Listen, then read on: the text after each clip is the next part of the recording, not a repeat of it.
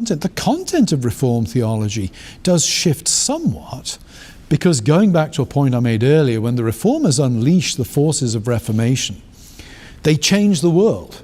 And as the world changes, theology is confronted with new challenges. Some of the things the Reformers say early on proved to be unviable. Yesterday I was teaching a class on Martin Luther, and we were teaching the freedom of the Christian man, and I said to students, in 1520, Luther has this huge confidence, eschatological confidence, that the Reformation is going to triumph. So he's also fully confident that all we need to do is preach the gospel, and people will react with gratitude and behave in the right way. So his ethics becomes a sort of, we don't prescribe behavior, we just preach the gospel, and good behavior will flow naturally from it.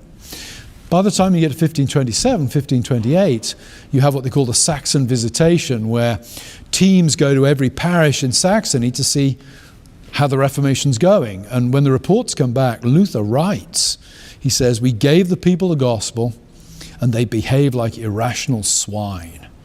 Those were the days when a pastor could refer to his congregants as irrational swine and get away with it. Well, think about it. Luther then has to retool his theology somewhat.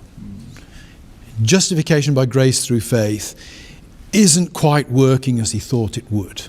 There are unanswered questions. There are emphases that need to be adjusted. So the other thing I would say about the Calvin against the Calvinist thesis is it's bizarre to expect theology in 1559 to be expressed in the same way and to say precisely the same thing in terms of all its emphases and nuances as theology in 1659.